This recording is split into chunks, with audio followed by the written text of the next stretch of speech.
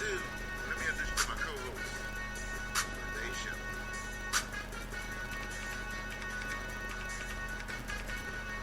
Ladies and gentlemen,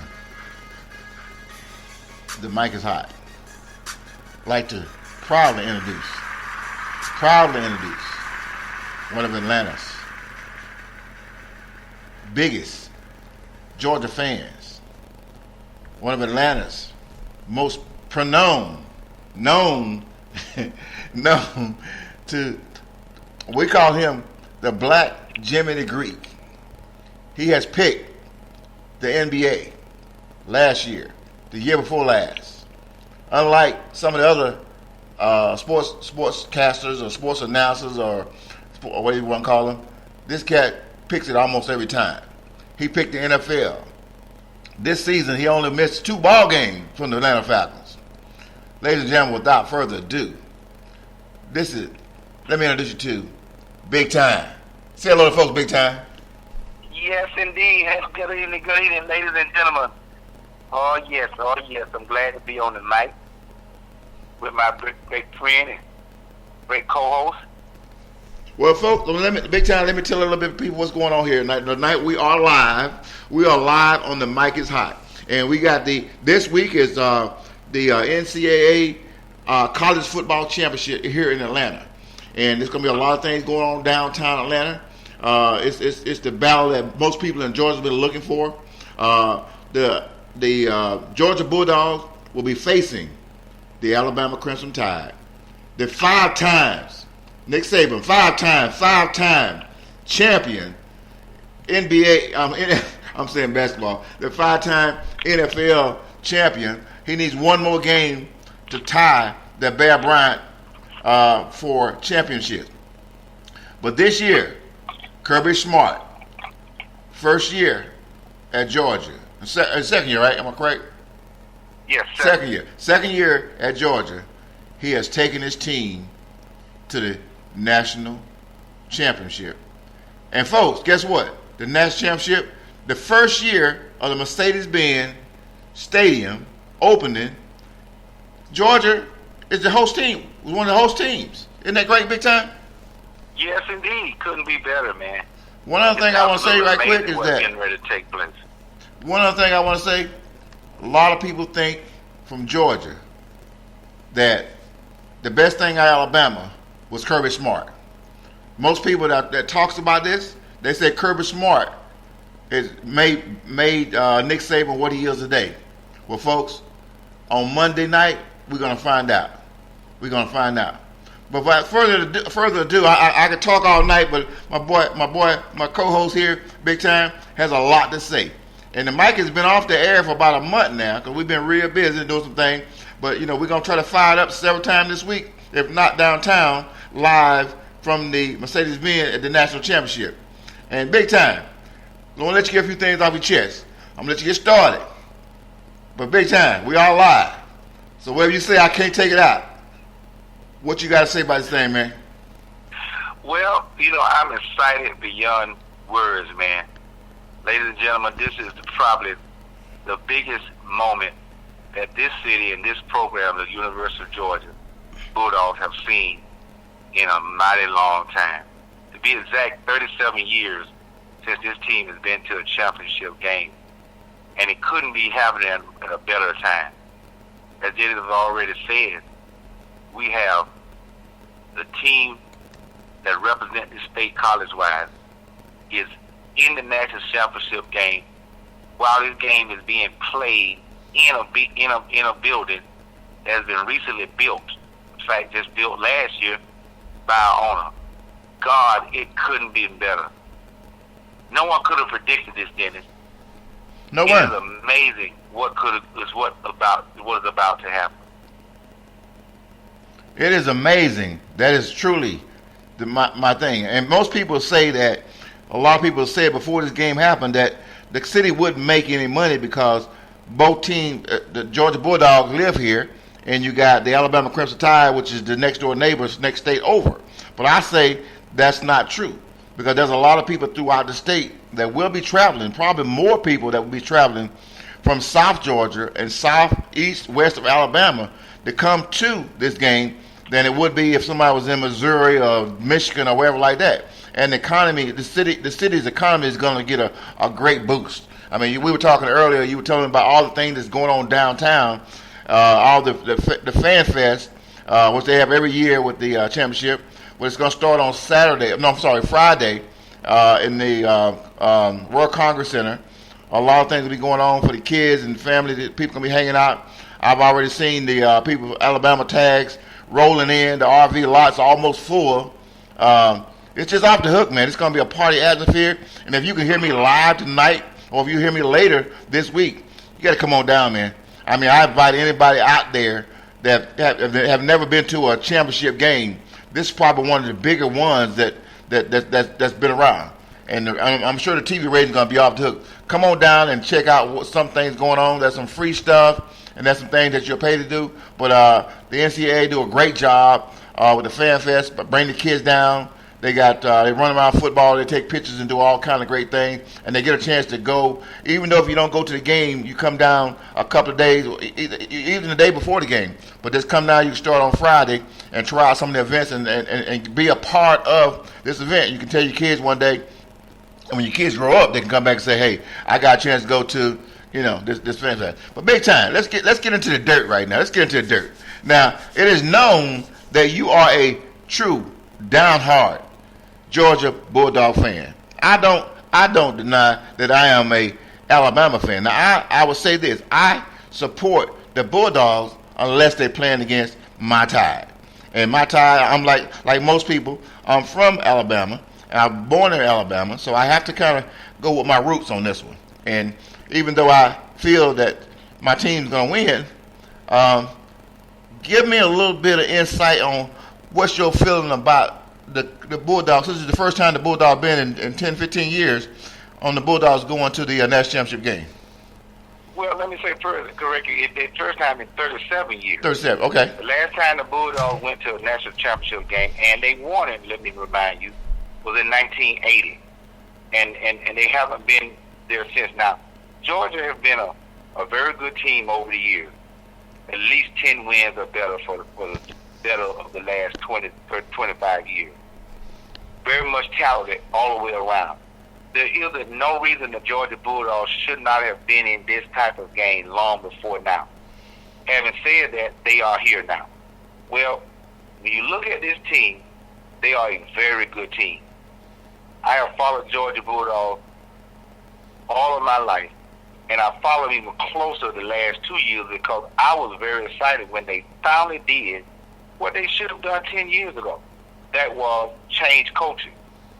They fell in love with Rick because Rick was winning games. Rick was loyal to the program. He kept it clean, and he was helping these young men graduate and go off to pros and go out into life. But he never bought them nothing other than an SEC championship. Well, when they brought in Kirby Smart, I was overly excited because number one, he came from under the roots of Nick Saban, and number two, he was from Georgia, and number three, he was said to be a very, very good recruiter. So I watched them closely last year. They did not have a bad season, but they did not win nothing but 10 games. And they lost some key games that they should not have lost. Well, let's fast forward to this year. Starting in the spring, Georgia was ranked high, and Georgia won every game that they played in the regular season except the Auburn Tigers. In fact, they have not lost but one game all year. That was to the Auburn Tigers. And then when you look at what they were able to do in each of the wins that they had, not only were they beating clubs, they were blowing them out. And this, I don't know if you remember this. You argued with me, I do. You said many times during the season that Georgia didn't play anyone. Georgia was overrated. Georgia had two good running backs and more than that, but that's basically what they were about. And if you recall, I argued with you, that is true, but I think you overlooked or may not have the knowledge of how good their defense were.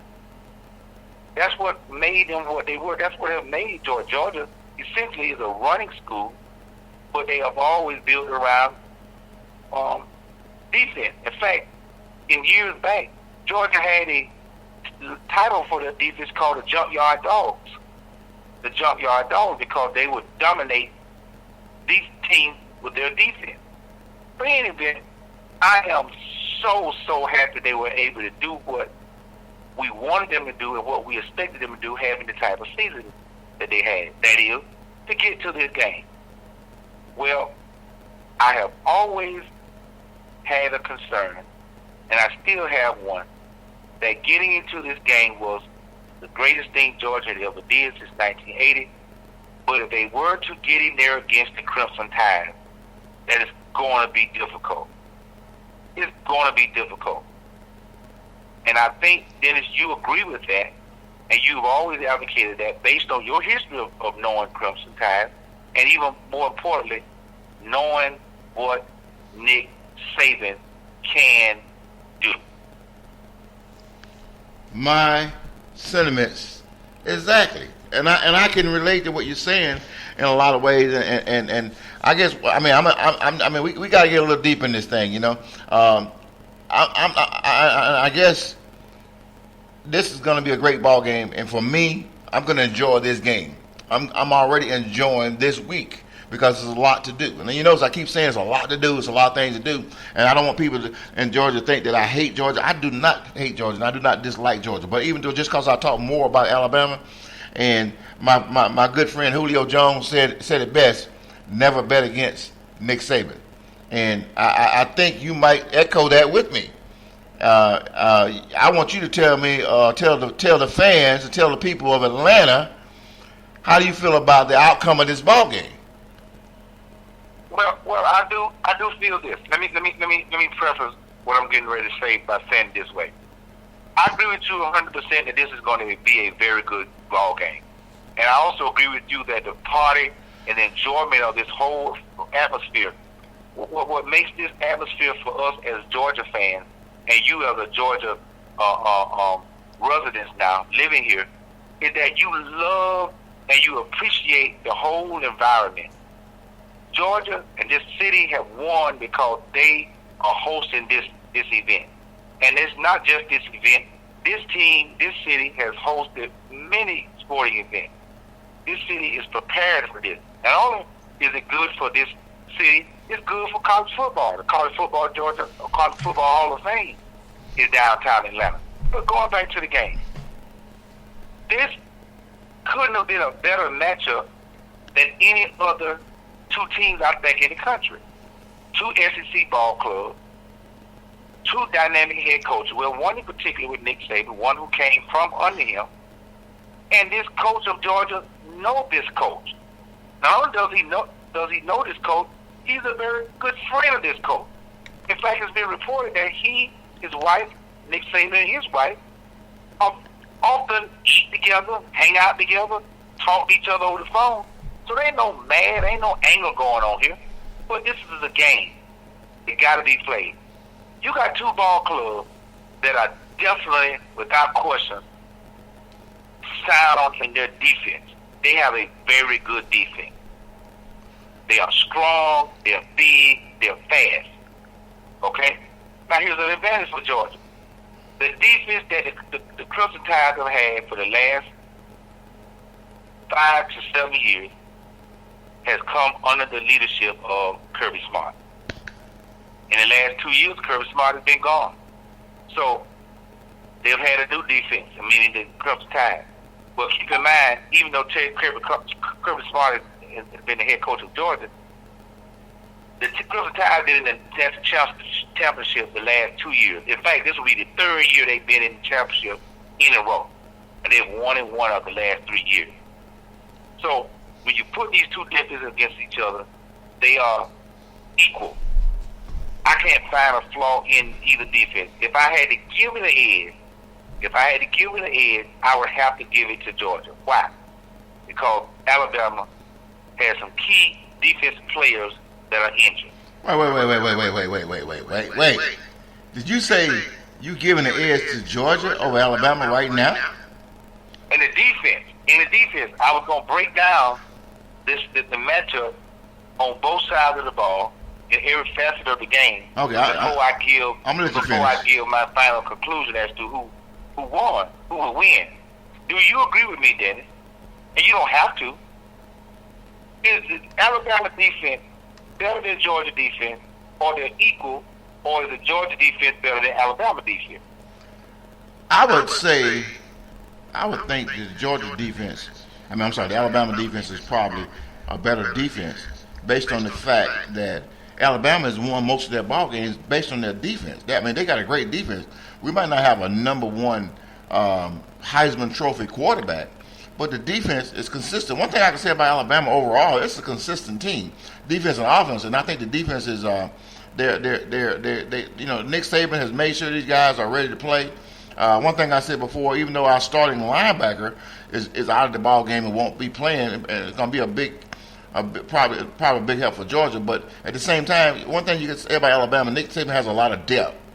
So even though this guy is not playing, his backup is probably good as some teams' starter. So yeah, but he's just one guy. He's only one guy. But at one point in the season, and let me add, there are other key defensive players that they have right there. The defensive end that's hurt.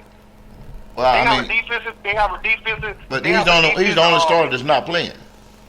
From what I heard, unless you heard something different, he's the only starter that's not playing. No, there are other. They keep in mind the Tires had 3 defensive players. 2 of them were linebackers. I don't know which the other guy. They had 3 key defensive players that got hurt during the regular season. Uh-huh. And even though they still only lost 1 game, they lost only 1 game to Auburn. And let me add, when they played Auburn in the regular season, they had these same defensive players hurt. Now, they had a month between the last game of the season and where we are before they played Clemson the other night. So they are not 100% across the board with every starter. Now, you can say a starter is a guy that's been playing all year, but keep in mind, there are a few guys on this ball club that replaced their original starter. And I'm not taking away from the fact that you said Alabama backup guys, many of them are better. They are still All-American high school players. Yes. They came into Alabama, and under that system, they became better players. So I won't count that as the main factor, but I just think when you look at Georgia defense, don't take them for granted. Well, I would say this I would add this to that. Last week, Georgia played Georgia was number 2, and the number 3 team. Alabama played the number 1 team. Georgia gave up 40-something points against the number 3 team. Alabama gave up 6 points. You say they got a better defense. You got to prove it. You got to prove it. You talking about playoffs now. You talking about it's not regular like I heard a player say today. Hey, this is the second season. So when you give up 40-something points, you trying to tell me this team has a better defense than a team that played the number 1 team in the country and they didn't allow but 6 points?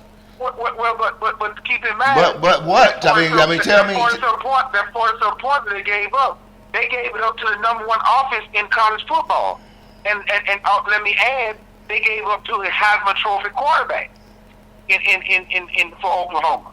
But it wasn't. There was no comparison. There are no comparison to Oklahoma offense to Clemson offense. Clemson offense has not been what they were last year on the quarterback that went to the pros. What has carried Clemson?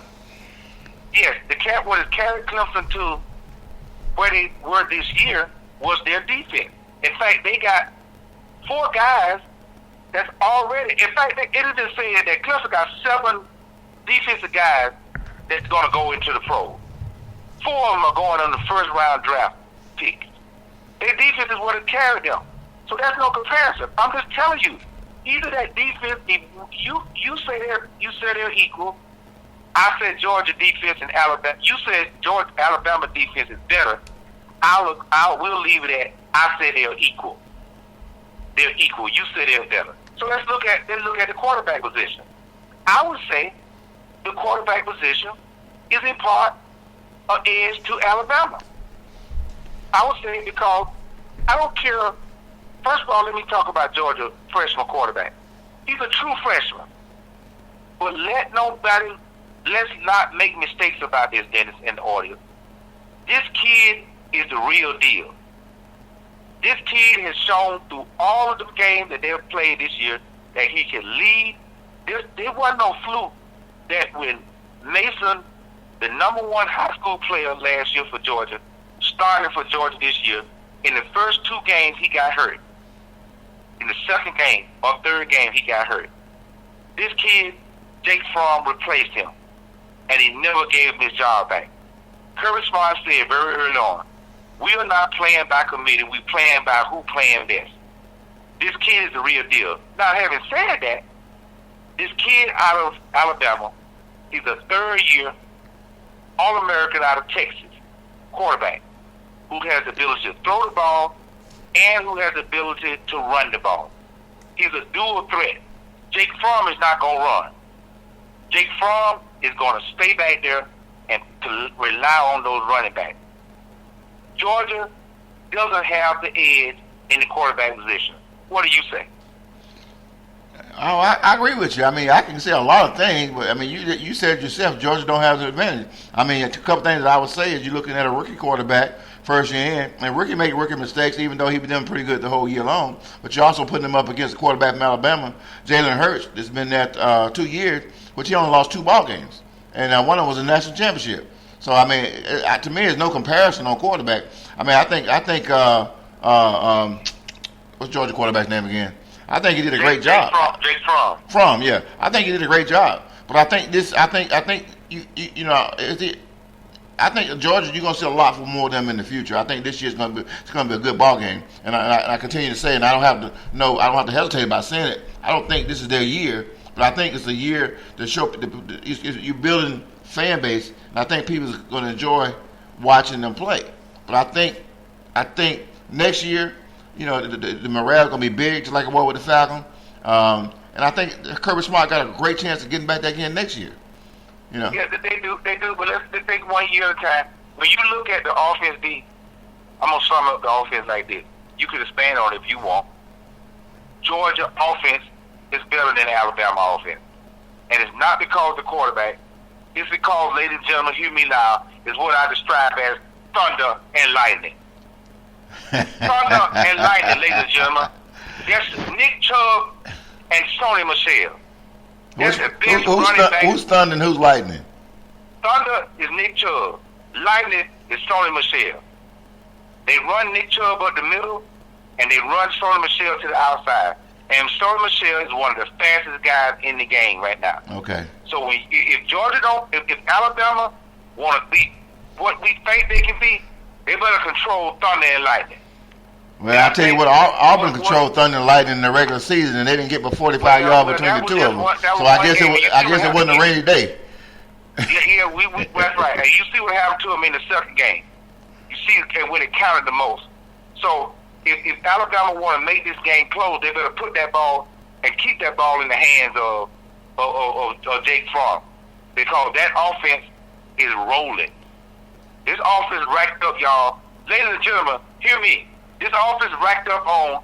I'll say it for you all. A weak defense in Oklahoma. They racked up 54 points, people. 54 doggone points. But also, you got to keep in mind. Oklahoma scored 51. No, Oklahoma scored 47. I'm sorry, Oklahoma. You're right. They scored 47 points against Georgia's defense. And Georgia scored 54. But again, that 54. Do you hear what you're saying, man? Do you hear what you're saying? And you saying Georgia got Georgia's defense to stop out. Alabama stopped the number 1 defense in the country. I didn't say Georgia defense was better, did I? But you were giving accolades to the quarterback and accolades to the running game. I said the offense is better. I told you the defense is equal. And the only reason I put the defense equal because Alabama has key guys that's hurt. And why those key guys being hurt is going to be big is because thunder and lightning. Nick Saban. Lightning coming through there, man. Listen, man. For the last 4-5 years, Nick Saban has been going through this. We're played in some of the biggest fields, biggest ball games. everywhere he plays, everywhere he goes, Death Valley, Tennessee, well, no matter where Nick Saban goes, teams want to knock them off. They want to knock Alabama off. Texas, you name it. You can go back and watch them on YouTube. So coming to this game right here, most of these players already felt the pressure. There's no pressure on them in a game like this than it would be on Thunder and Lightning, because these guys have been there before. These guys are used to it. Nick Saban's used to it. They were there last year. Even though they lost last year, they were there last year. So this ball game, it's a lot of pressure on Georgia to win. It's a lot of pressure on them because people are expecting them to win because of Thunder and Lightning. But, bruh, I'm here to tell you. Let me correct you. I'm here to tell you. They don't expect them to win. And let me also remind you, the favorite in this game is Alabama. Vegas has already favored them. Alabama owns, even though the Mercedes-Benz Stadium, he hadn't been there. But in that Georgia Dome, they said that was Alabama's second home. That's second home. That's their second home. And both teams have played that. And both teams have played in that stadium this year. So that is nothing. It's nothing new about the Mercedes-Benz Stadium to them. Alabama has not played in the Mercedes-Benz this year. They played the opening game of the season. Remember, they played against Florida State. Oh, okay. I stand corrected. Okay. So they know this. They know the field. I'm telling you, man, it's going to be a great ball game. But Alabama has the edge. But I agree with you that the pressure still is on Georgia. And no matter how composed that coach is on the sideline, he can't catch a ball. He can't throw a ball. He can't block. He got to make sure he can do everything that he can do to keep the composure from the sideline. And that's going to be hard to do when you got the weight and the speed and the fierceness that Alabama is going to be bringing at Georgia. And let me remind you guys. Bring the heat. I don't want to make it seem like I'm sitting on the fence or you want to be confused where I'm coming from. I say this and I want to put it out there as this conversation continues. I am a number one Georgia fan. I've been following them since I was in high school. I followed them even more when they won championships in 1980 and had Herschel Walker. I'm Georgia born and I'm Georgia bred. And when I die doggone it, I'm going to be Georgia dead. Let's not forget that. But Alabama, I predict, will beat Georgia in this game. So I heard what you said, Georgia, and I'm giving Alabama that edge. I heard what you said with your mouth, because of Nick Saban. I heard what you said with your mouth, but I also heard what you said with your heart, and your heart is with Georgia all the way, and all the way.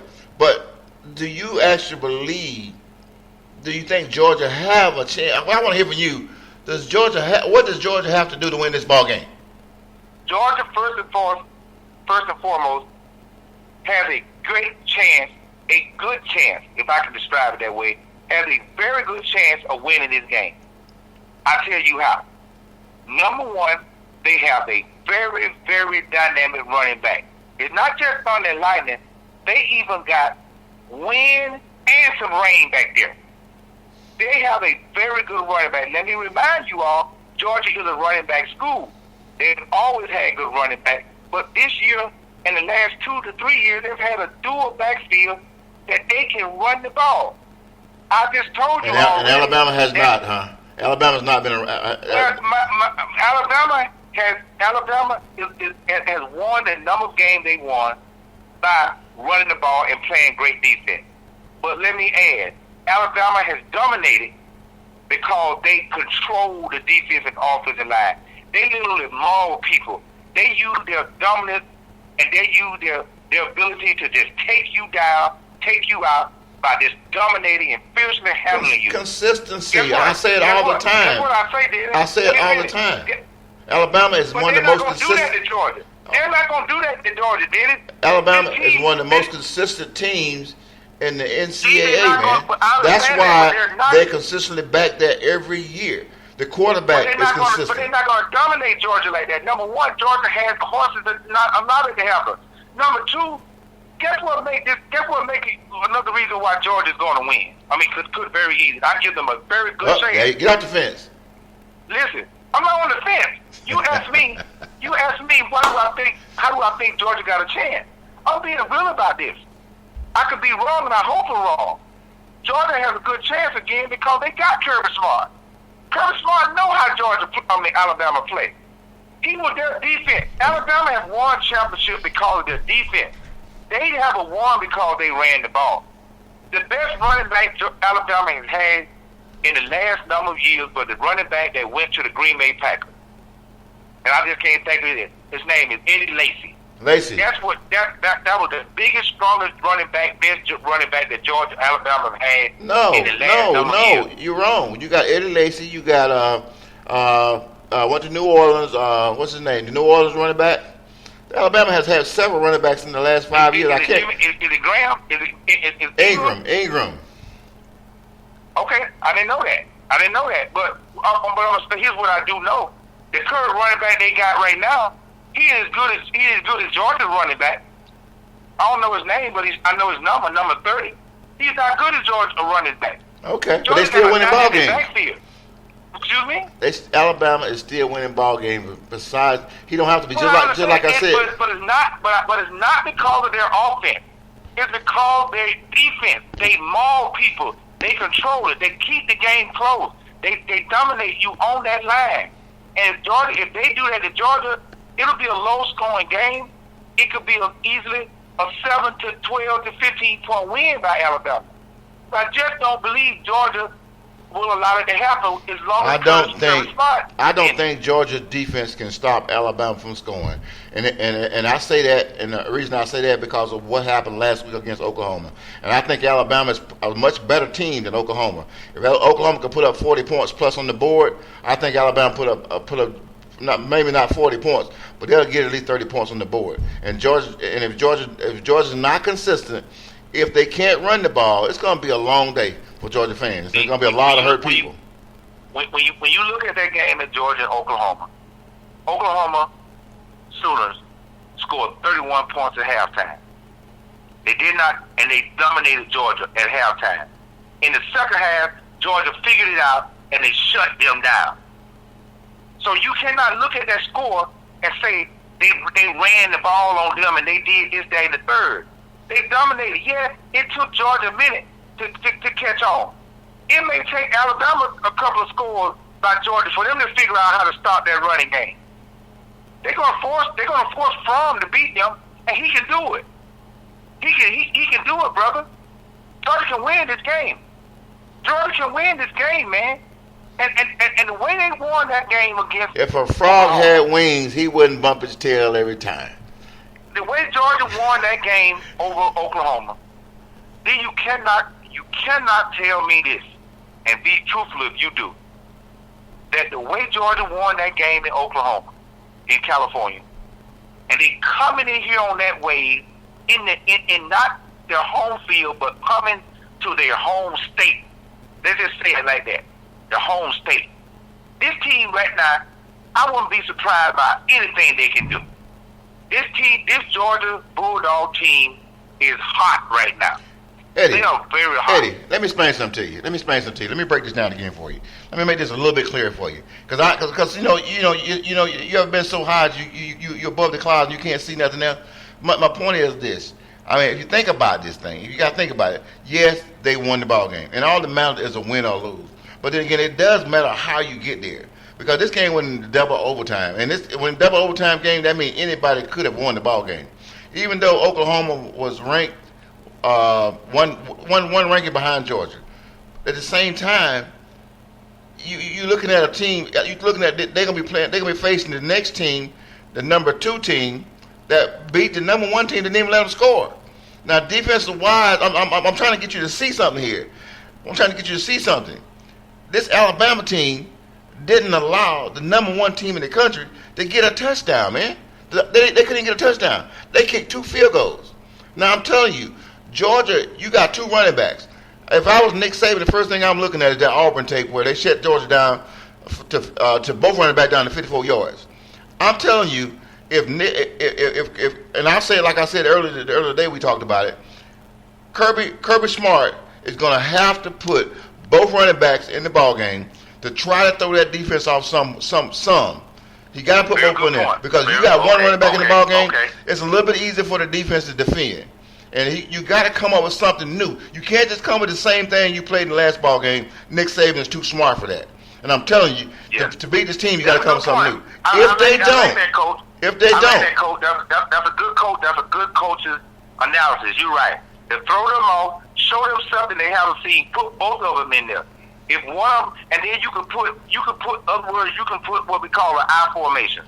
You got both running backs in there, and you got the fullback in there to do the blocking for them. I would even personally, what I would do. I wouldn't want one of my lead running back to be blocking for the other one. No. What I would do, I would probably put one on the slot.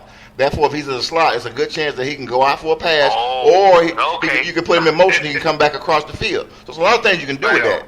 But the point is, if you don't do that, and I can't really tell you what they've been doing all season long because I haven't seen all of Georgia games. Well, I saw all the games, and I never seen that. Okay. I never seen that. And here's another thing I can attest to. I haven't seen Georgia do a lot of trickery. They don't do trick stuff. Clemson was trying to do trick stuff on Alabama, and certainly Oklahoma was doing a lot of trick stuff. Auburn is very good at doing a lot of movement, seeing a lot of guys in motion. Georgia did it a lot, and I don't anticipate them to do that. But I agree with you that if this things get a little out of hand or even get out of hand, Georgia's going to have to do something that throw that defense. That defense is controlling Georgia. It's shutting that run game down. And say they maybe picked up a couple of turnovers, an interception here. Fromm is having a bad game early on. Georgia's going to have to do something to throw this thing off. Georgia can't come in this game and get behind like they did in the Oklahoma game. Right. They got to come in here and stay up with these guys. Exactly. Because they let Alabama get tempo and control this game. The crowd get into it. Georgia could easily be in trouble and never get it back. They may not. I won't say they can't bring the game back and even win the game or make it competitive, but you just don't want to get into playing from behind with a very savvy and good defensive team that has an excellent and dynamic head coach. Now, the coins on the other side, what Georgia needs to do to Alabama is they need to put pressure on Hurts. If you go back and look at that Alabama and Auburn tape and see what Auburn did, and I'm pretty sure Kirby Smart is doing that same thing. If he's not, he's crazy. We're looking at what Auburn did to beat Alabama. When Jalen Hurts is under pressure, when there's a lot of pressure on him, he can't find the receivers. That's pretty much any team. The quarterbacks come bobble at it. They can't really do what they got to do.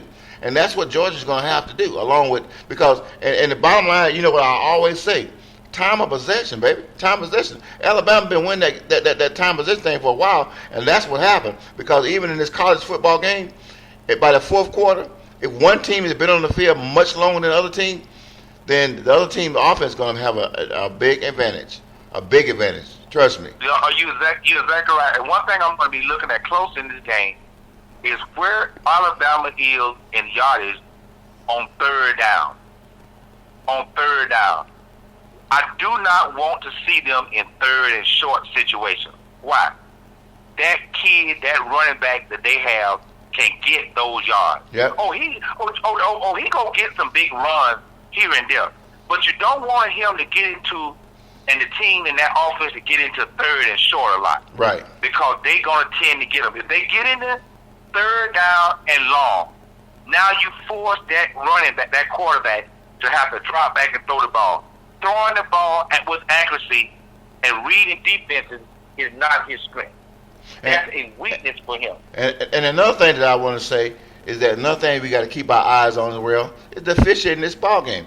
Teams make mistakes, but I'm telling you, this is my true opinion from my ex-coach experience, is that you can throw a team's chemistry off and their game plan off because players got to play the ball game. If you keep throwing flags, you keep throwing petty flags for little stuff, they hold every play. And we don't expect for officials to call hold on every play of the ball game. The team to make the least mistakes or the least penalties, that's going to probably be the team that's going to win the ball game. Because if Alabama start making a lot, which Alabama's, I'm not going to. They don't usually make mistakes like that. They're disciplined. They don't. They're disciplined. I think I saw in the game where they said in the Clemson game that the Tide had only made four penalties all year. Yeah. All year they had four. I think it's max. It may be wrong to four, but I know they might have said six.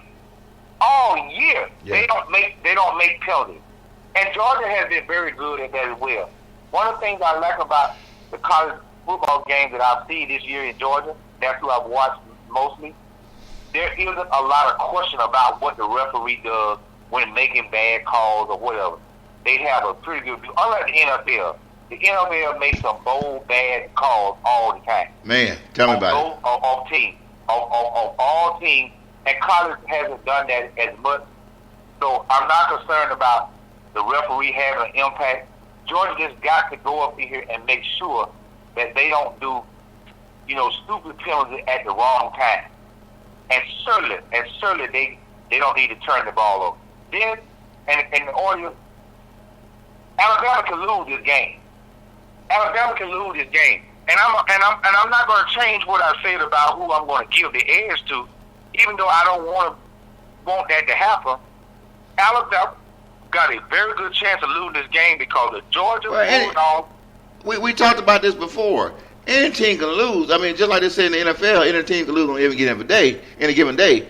But I believe in college football, in a game of this magnitude, there's things that could happen. Like you said, the officiating, just making mistakes and whatever. They don't need to make Alabama don't need to make mistakes, but mistakes can cause a team to lose the ball because they can throw their chemistry off. Injuries, the biggest thing is the injuries. You get a quarterback hurt, you get a running back hurt, then that changes the whole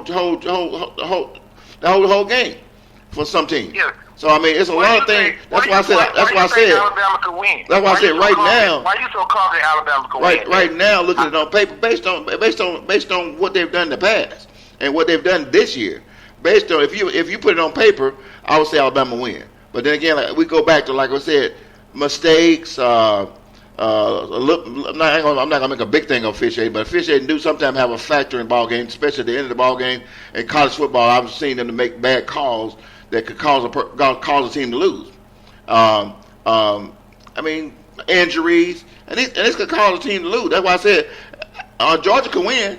Georgia can win. But right now, if you had to look at what we are looking at it on paper, statistic, what they've done in the past. I mean, one of the biggest reasons I said Alabama will win is that they have been there before, and they have proven themselves each time to win. Coming to a game of this magnitude.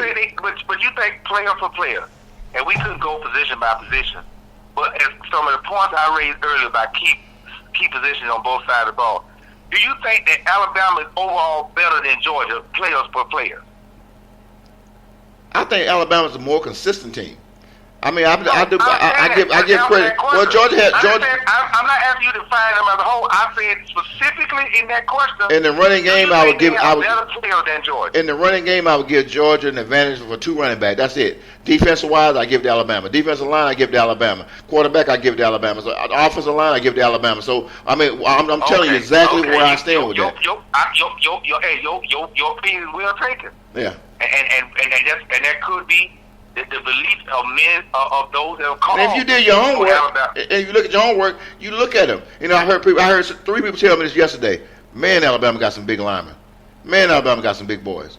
Yeah, they do. Because year after year after year. And that's why I said they use that size and that strength to dominate the game. Yep. They literally dominate the game. They make this game not out of a football game. They almost make this game out of a fight. Well, I just come in there and I just take your heart out. I just punch you in the doggone mouth. I just throw you around. I keep it slow. Keep it. You just can't do nothing. Nick Saban antics on the sideline dictates that. He's mad about some stuff that really he shouldn't even be mad about. Well, Nick Saban, if you talk, it's all about, enough is not enough. I gotta just take your throat and just rip it out of your. Let me say this. And I don't like that, audience. I don't like it. I'm sick of it. Let me say this. Nick Saban is a calm person. Nick Saban, a lot of time, he put his action on the he put his action on the field. He don't do a lot of talking. He don't do a lot of talking. He don't, like people get in a press conference, they say all this and say all that. He don't say all that stuff, man. He go out on the field. Teams, they said in the media, a lot of people say Alabama shouldn't even be there. Alabama they lost the ball game. Why are they there? University of Central Florida thought I heard that they're gonna go down and have a parade. And they're gonna put a banner up that they're the national champions. University of Central Florida would have got their butt whipped by Alabama as well as Georgia and probably any of the 4 teams in there. I mean, even though they were undefeated. They beat a top 10 team that early in the year, wasn't early in the year, late in the year, were in the top 5 or top 3. I.e., I'll remind y'all, Auburn Tigers. So why you want to besmirch what they're going to do and what they, for the reason they're doing it? They didn't make it, man. I think the we don't know who else they could have beat. I think the BCC did the right thing. They beat a top 10 high power Auburn offense team, and they didn't lose a single game. Would you not agree with me that the BCC got it correct? They picked the right 4 teams. Would you not agree with me on that? Do you think University of Central Florida should have been? No. Okay, that's what I'm saying. I'm not Central Florida, but here's what the team that I do believe. If I had to look at them, if I was one of the members, I would probably look at Ohio State. Should have been in there over Alabama. Look what Ohio State did in their bowl game. And when you look at their record, they were just as good as Alabama. You know, they were good. Alabama got into BCS based on their history. They didn't get in there based on what is Alabama by all measures. Baby, to be the best, you got to beat the best. Alabama has proven themselves year after year after year. They have proven themselves. This is a team that has proven it, man. And they proved it again when they beat up. And Nick Saban believed. They didn't have the year that we expect from Alabama. They got beat by a Auburn team, and they did not even get into the SEC championship game. Nick Saban is going to prove, and one of the reasons they're going to beat Georgia is because he got to prove to these people that Alabama is the best team out there. You know, people didn't believe that Alabama should have been in there. The way they beat Clemson, not even allowed a touchdown. Didn't even allow a touchdown. Now, that's not good enough for Nick Saban. Win, baby, win. That's what he want to do. He has no personal grudges against Georgia. He has no personal grudge against Kirby Smart. But the thing is, Nick is out to win at all costs. That's his job, to win. And I heard. Now, I want you to tell me a little bit about what you heard today. You say you heard something today about he might go into the NFL. I heard that he wasn't going to do that. What did you hear about that? Well, you know, based on the number of open coaching positions in the NFL, there's always a lot of talk about John Gruden and Nick Saban and all these other high-power coaches that's still in college and like Gruden who's doing Monday Night Football. So what I heard today in the chatter and on the radio, that after if Nick Saban matches Bear Bryant's winning record, he would make history in college football. And Nick Saban, as we know, have already been a head coach in the NFL. And there also was some rumors, I don't know how true they are, that Nick Saban, you know, as good as Alabama has been to him and his wife want to venture out. There have been some talk about that. Now, we know Nick Saban has been in Alabama a long time. We know if he win another championship, one could look at his mindset and say, I've accomplished all I can accomplish here. I mean, it's like when you do something, no matter how good you do it, if it is the best, how much doing the best can you do? Well, you want to show in another program or another situation that you can do the same as what you already have done. So that's where the conversation was centered around, and you never know.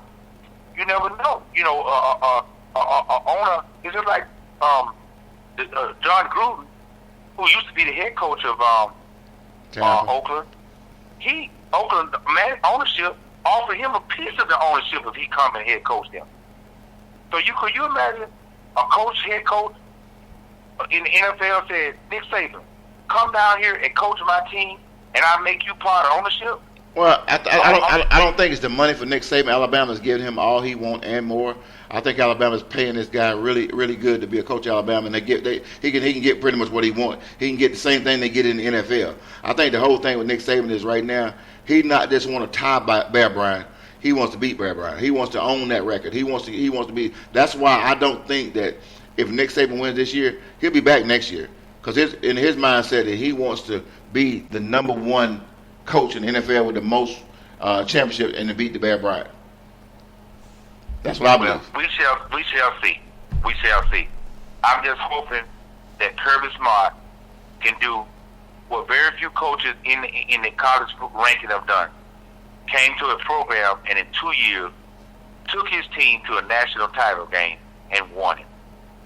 If I had time and I had the cooperation with you, I would love to say a prayer on the mic for the Georgia Bulldogs. but I'll leave it up. I'll leave it at that we'll pray on our own. Go ahead and pray, man. Pray for the Bulldogs, man. I'm gonna leave it like this. Let's go Dogs. Let's go Dogs. Do you want to hit on them Falcons? Because a lot of people don't realize that the NFL is still going on and their playoff has just started. And people in Georgia have forgotten about their Falcons. I mean, that's all the talk is normally during football season. But this in the college championship is taken away, especially being a home thing. But keep in mind the Atlanta Falcons is going to be out west playing in what's the name of that field? They played 2 games there last year. What are they playing at? I think it's the LA Coliseum. The Coliseum. They played 2 games in the Coliseum last year. It's in the city of LA. It's going to be the one. In fact, it will be the first. No, it'll be the second wild card game that's going to be played on Saturday. Right. I like if I could touch briefly on the season.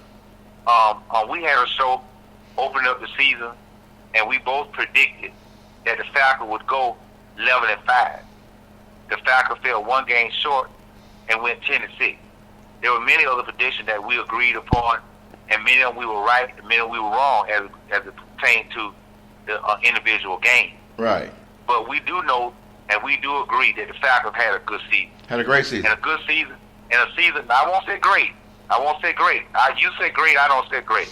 A good season. You're right. And I take that guy. They're defined as making the playoffs. Yeah. And you have to agree that the season that the Falcons came off of into this season, even though we were off 1 game, we certainly expected the Falcons to play better than they did. In fact, we did agree on this, that the Falcons would win the South. Yeah. Not only did they not win the South, they were 2 games back. In fact, they were the 3rd seed in the South. Exactly. Granted, they still made the playoffs, and it's a blessing that you got 2 powerhouse teams in the South that were better than them by only 1 game. The Falcons still made the playoffs. Right. Now, before I respond to what I think they'll do on Saturday, I'd like to hear your take on the season. Well, I mean, I agree, and we had our prediction, and we were off 1 ball game, and I think we both did say that the Falcons will make the playoff, which they did, and it was a real close run. I have been this season's been an up and down season. They started off great, and then they kind of like went down, and then all of a sudden we thought the Falcons was out of it. Then all of a sudden they had a comeback late in the second half of the season. And they barely finished up making the 6th seed in the playoffs, and which I thought that the game we played against the New Orleans Saints, that game I think would have been a big difference. We could have won that game against New Orleans. We had a great chance of being the number 1 team in the division, which several things that happened, and I'm not getting into detail on that one. But I just think that pretty much I don't have a lot of hope for the playoff for the Falcons. I mean, we got a good chance to go out west and win. But, after that, you would have to play the number 1 team. Because if you come into the 6th seed, you always play the top teams. And it's almost most 6th seed teams get eliminated in most cases. But we do have a good chance. From my understanding, the Rams, one of the best things the Rams are carrying is Todd Gurley. And that's what they're saying. But, it's NFL again. Anything could happen. We play pretty decent on the road. But if we do win that ball game, we got to play I think it's Philadelphia, because they'll be the number 1 team that has a bye this week. But the good thing about that is New Orleans and Tampa is playing each other. One of those teams will be eliminated. And if for some reason we get by Philadelphia, it's on. I mean, let me say this about the playoff game. While you said could and maybe and could a couple of times, I'm gonna go on record and say the Falcons will win Saturday night. Okay. You heard it here. The Falcons will win Saturday night, and I'll tell you why. Tell me why. Number 1, all year this team, even though they've been up and down, if I look at key games that they had to win to keep the momentum going and to keep what people thought they wasn't going to do, they won those games. Let me start with the New York Jets. The Falcons were in a situation where they had lost several games leading up to the New York Jets. They went up to New York in the rain, played a tough game and won. Falcons lost several games, and they came to a point where they had to win a game against the Seattle team out on the West Coast. They won that game. The Falcons, again, came home and beat the Carolina Panthers when they had to win. Now remember, 2 out of those 3 examples I just gave, they were on the road. Well, what that showed me, and the Falcons won 5 games this year on the road. 5 of their games this year they won on the road. Falcons lost 2 key games at home that they should have won, and one would think that home is always an advantage. They lost to the Buffalo Bills, and they lost to the Miami Dolphins. Should not have won neither one of those games. If they had to lose one of those games, you could give them Buffalo. There was no way they should have lost to Miami. Besides that, they went on the road and won key games. The Falcons are going out west. This team, from my understanding, I haven't did a lot of research on them, but they have one major threat, and that's their running back. And they have a young quarterback who hasn't been in no playoff games, and this is a team who, over the last 5 or 6 years, I don't think, certainly they have not did anything since they were the LA Rams, because they haven't been there for 2 or 3 years. They haven't did anything in St. Louis since they had the greatest show on turf. That's been years ago. So this team doesn't have history in the playoffs. You're going against a very resilient bunch of guys. These Atlanta Falcons, and I remind you, despite how bad their offense were, their offense, Dennis, were what their problem were this year. Even though they still won 10 games, their defense has been solid as a rock. They have been what the single said, solid as a rock. They have been that way all year, and I don't see nothing different. I don't see nothing different Saturday night. They're going to go out there, keep this game close, keep this game ugly, and guess what, ladies and gentlemen? The Falcons offense might get going. Well, they might get going and start to run up some numbers. Everybody's still there. The same player they had there last year when they made their run right now, they are there. So what say they can't do it? This team that they're playing has a decent defense. And they have some very good wide receivers, big wide receivers, I mind you. But I just believe that this offense, this defense is going to keep this game close. And if the Falcons will catch the ball, don't put the ball on the fumble, on the ground, don't be holding and making stupid penalties. And I add this in there. If their special team, ladies and gentlemen, if their special team quit making stupid penalties and allow the ball to be given to the offense with some good field position. I say good field position, I ain't saying on their side of the field. Let's get the ball a couple times at the 35 and up at the 40. All year the Falcons been starting deep in their own side of the field. That's because the special team been playing horrible this year. If the Falcons could quit holding and make it every time I can go on and on. But here's the thing. I got to think that Saturday night, when all of the odds against them, let me also remind you all of something. This might be far, and it means nothing. Keep in mind, the Atlanta Falcons have watched this thing that's going on down here in Georgia. Hello? I'm here. They watch this thing going on down here. They got a little momentum going out west. Guess what? I remind you, they won last Sunday too. You can say they kicked 3-5 field goals, but they won. They left the Mercedes-Benz rocky.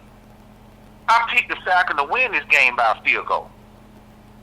And another thing that we have, as bad as our special teams that have been, we still got one of the best kickers in the game. He's one of the oldest, but he's one of the best. If the Falcons play fundamentally sound ball in the offense, if the ball is thrown to Julio and the other receiver, you got to catch it. They got to catch it. If the ball is in your hand, you got to hold it. Keep Todd Gurley on that sideline. Keep him under control. He gonna break a few nice runs. But what this team I heard today does, they love to do a lot of dipping and dumping. 5, 10 yards here, 5, 7 yards there, 3, 4, 5 yards there. But I think the defense still can control them, even if it doesn't do nothing but don't bend but don't break. I'm not concerned about our defense. I'm concerned about Matt Ryan. I'm concerned about Julio Jones. Concerned about Freeman. Now, Freeman is a little banged up, so we may see a lot of Coleman. I don't have a problem with that. I see the Falcons winning this game. It's not about what you're going to do next week. You got to take it one game at a time. I say this lastly. Of all the teams that's in the playoff, particularly in the NFC, of all the teams in the playoff, it has been reported that one of the most feared teams in the playoff is the Atlanta Falcons. Number one reason why? They're defending Super Bowl appearance. I done said champion, Super Bowl appearance team in the league. The only other team that's in the playoff that's in the Super Bowl last year is the New England Patriots. Well, I don't care how good New Orleans is. They wasn't there last year. Let me say this, dog. I know you're wrapping up, getting close to the end of the show here. I'm gonna say this one little comment, and I'm gonna give you a chance to close it out. With the Rams coming up, might you note that the Atlanta Falcons is the number 6 seed team, and the Rams is the number 3 seed team. I mean, that's three other teams that's better than that's less. There's 3 other teams between the Falcons and the Rams. So the Falcons are playing the lowest seed team, other than a team that's already won the division. I mean, they right there, 11-5. Yeah. So what I want to tell you, remember, and here's the other 2 teams that put what you said in perspective. That's the New Orleans Saints and the Panthers. Well, keep in mind the Falcons beat those 2 teams. They beat those 2 teams. Now they were on their home field to do it. But that tells you that between New Orleans, the Rams, and the Saints all finished the same record. All finished with the same record. That was one game better than the Falcons. So it's not like this team's so superior to the Falcons. And number 2, they got a quarterback that hasn't been in this position before. He's just a second-year quarterback. I like they got a chance in this game, Dennis. Okay, I can't call it either way. I'm going to be quite honest with you. I can't call it either way. I mean, I just don't. My reason for saying that is that the inconsistency with the Falcons this year throughout the season. I mean, against New Orleans, and we got to play better ball, man. And I'm not going to make this a Matt Ryan beat up show. But as our quarterback, we just got to be a little more consistent. I think. Can I add one thing? And I mean to cut you off. Can I want to add one thing to your point and my argument? Go ahead. Out of the last 7 games of the year, the Falcons won 5 of them. Who's the hardest team coming into the playoff right now, having that statement? The Atlanta Falcons. I would agree. Let me add the wild card. Of the last 7 games, the only 2 teams they lost to were the Minnesota Vikings and New Orleans Saints. Okay. And we know the story on that New Orleans Saints game. The Falcons, they helped beat themselves. It wasn't that New Orleans, I ain't going to take nothing away from what New Orleans did, particularly on the defense. But out of the last 7 games, they won 5 of them. Well, I mean, and that's remarkable. I mean, that's remarkable. If you talk about that, I would agree with you on that. I mean, the Falcons is the same team that played last year for the Super Bowl, and I do believe we have the talent and the ability to win this game this Saturday night. But I just got a problem with the consistency of some of the little small stuff we're doing. Small things lose ball games, man. Especially in the NFL and especially in the playoff. Because right now, like I heard one of the players say yesterday, hey, we're into another season. This is another season. Regular season is over. And, it's time for the big boy to pull it out. And we going out west. We don't have a whole lot of room for error. We don't have a whole lot of room for error. Even though people saying a lot of things about the Rams, I just think we got to come. If we come play ball that we know how to play ball, yeah, we'll win. If we come play like we're supposed to win, we can go to Philly and win. But I got a problem with that right now. I got a problem with what I'm seeing. I got a problem with all the mistakes. I got a problem with all the penalties. Yeah. And that causes you to lose ball games. I'm not saying we're going to lose. I'm not saying we're going to lose. I'm just saying that I got a problem with that. And I'm saying that the Atlanta Falcons, that I need to see more. I expect more in the playoffs. Because you can't come in the playoffs messing around making these mistakes. I understand your problem. That's only on one side of the ball. The defense has been stellar. They have been stout. They have been consistent. And that's what you got to have at this point of the year.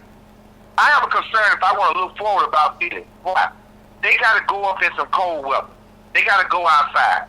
It's going to be hard for a dome team to go up there under those conditions and win. I'm not worried about that at this point. The Falcons can win Saturday evening, and I'm picking them to win. All right.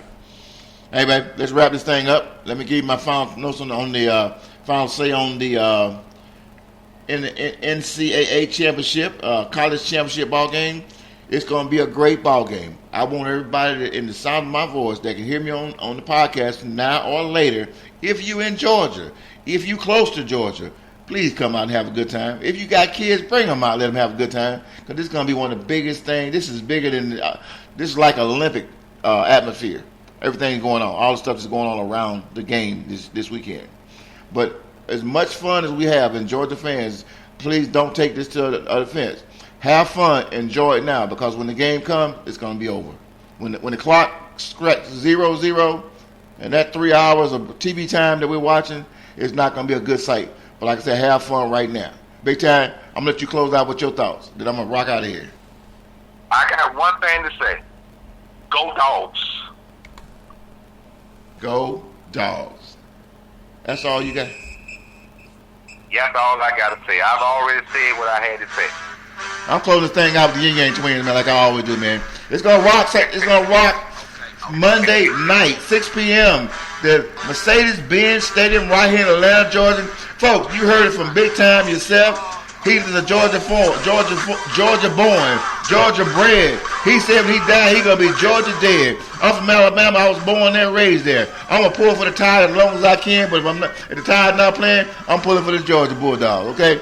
But guess what? Either way, when the game's over with, we still gonna talk junk right here on the Mic is Hot. We up out of here, folks. The Mic is Hot. I'm DJ. That's Big Time. See you next time.